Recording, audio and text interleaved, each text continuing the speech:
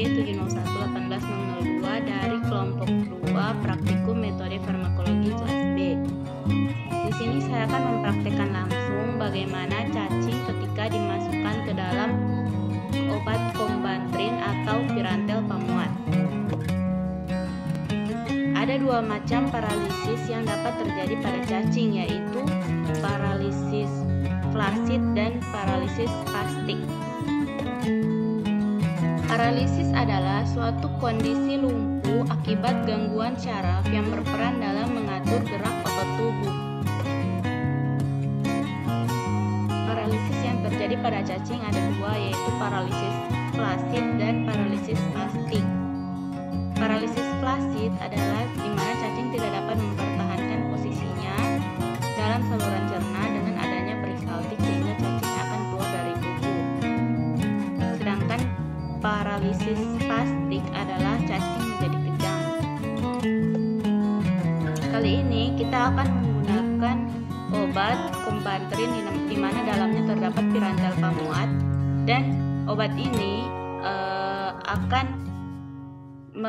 memberikan efek paralisis spastik pada cacing, yaitu cacing menjadi kejang. Jadi di sini sudah ada dua tempat yang berisi kombantrin. Yang ini berisi kombantrin 50% dan air 50%, dan yang ini berisi kombantrin saja. Jadi kita akan menggunakan cacing tanah, kemudian masukkan. Ini juga. Lihat, cacingnya kejang-kejang. Ini adalah paralisis spastik. Jadi kita menggunakan 4 cacing.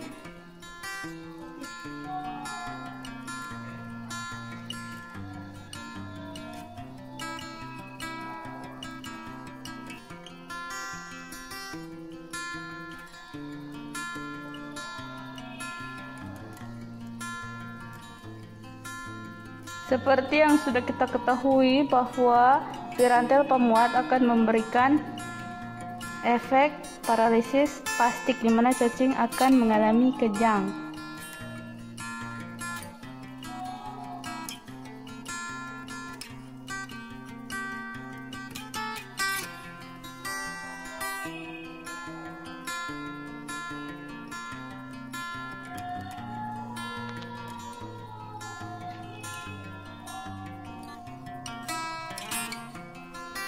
Yang ini cacingnya sudah mati, sudah tidak bergerak, sudah tidak kejang-kejang. Sedangkan yang ditambahkan campuran air 50% masih bergerak.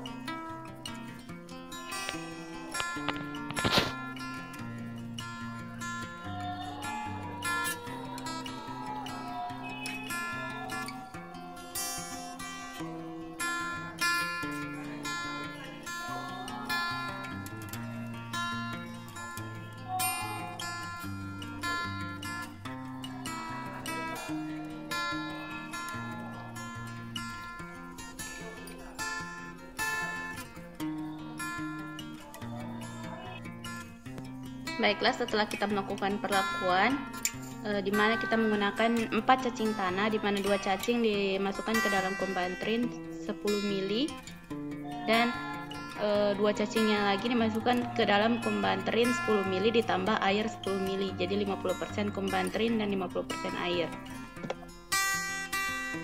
Hasil yang didapatkan yaitu cacing kejang-kejang, mengalami kejang-kejang atau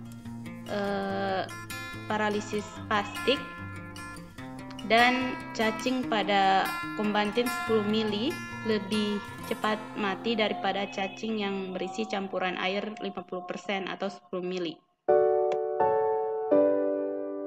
Baiklah, saya rasa sekian penjelasan dari saya, akan dilanjutkan oleh teman kelompok saya.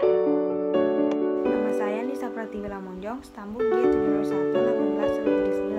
Di sini saya akan menjelaskan tentang bagaimana cara masuknya cacing ke dalam tubuh manusia. Nah, pada umumnya cacing ini menginfeksi tubuh manusia itu melalui makanan, baik makanan mentah maupun setengah matang. Cacing juga dapat menginfeksi tubuh manusia itu melalui kulit. Nah, maka dari itu kita diwajibkan mencuci tangan sebelum makan agar makanan yang kita makan itu tidak terkontaminasi dengan cacing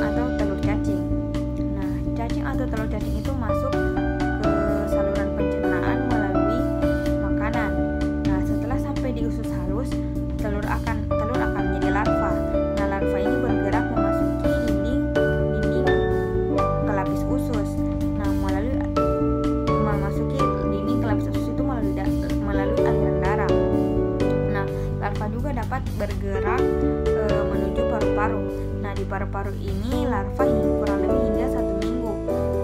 Kemudian dia bergerak menuju ke kerongkongan. Nah, pada tahap ini terjadinya infeksi pada larva yang dapat menimbulkan seperti batuk, sesak, dan bersin-bersin. Nah, dengan adanya gejala ini, yang dialami larva ini akan masuk kembali ke dalam saluran pencernaan. Nah, larva cacing akan masuk kembali ke dalam usus. Cacing akan tumbuh dan berkembang biak menjadi cacing dewasa. Nah, cacing dewasa terproduk dalam usus kecil. Cacing bahkan dapat menghasilkan 200.000 telur setiap harinya. Namun ribuan telur atau cacing tersebut itu dapat keluar dari tubuh manusia melalui tinja atau feses. Perkenalkan, nama saya Nur Fadila, stambuk G701 18197. Jadi di sini saya akan menjelaskan mengenai obat antelmintik.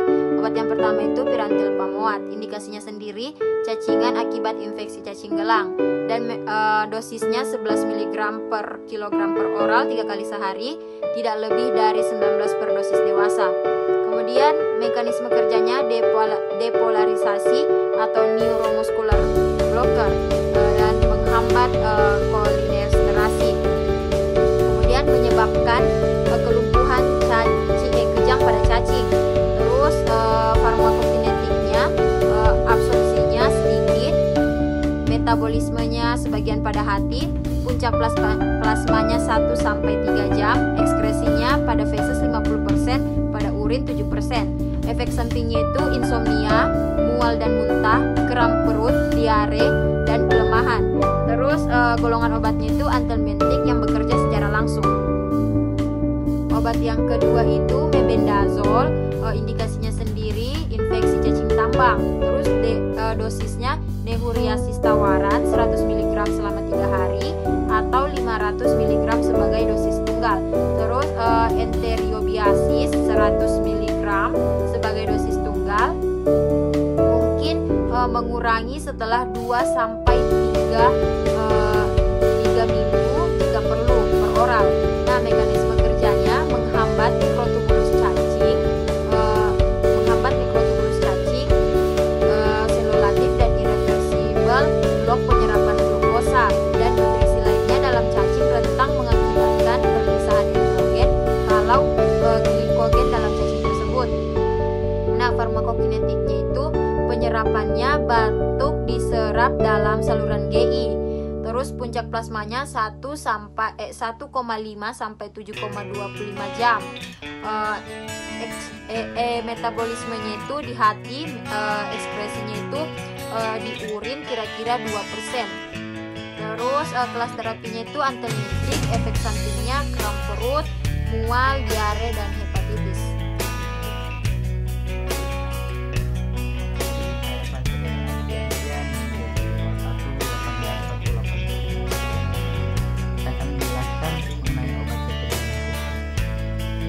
Pipirizin citrat memiliki nama resmi pipirizin citrat dan memiliki nama lain atau sinonim pipirizin citrat. Pipirizin citrat memiliki indikasi untuk mengobati cacing gelang umum atau Fusariasis dan cacing premium. Selanjutnya, mekanisme kerja pipirizin citrat. Pipirizin citrat bekerja dengan melumpuhkan cacing dan kemudian akan dibuang bersamaan dengan ini. Selanjutnya, untuk dosis, alangkah baiknya kita konsultasikan dulu bersamaan dengan dokter. Untuk hasil penjelasan dari dokter akan kita lakukan persis seperti yang diarahkan oleh dokter tersebut. Untuk dosis umumnya, dewasa dan anak diberikan 3 bungkus sekali dalam sehari selama 2 hari. Selanjutnya, untuk rute pemberian obat pipirizin citrat dapat diminum sebelum atau sesudah makan, meskipun perut dalam keadaan kosong. Namun jika dokter menyarankan maka Anda harus lakukan persis dengan yang dianjurkan oleh dokter tersebut.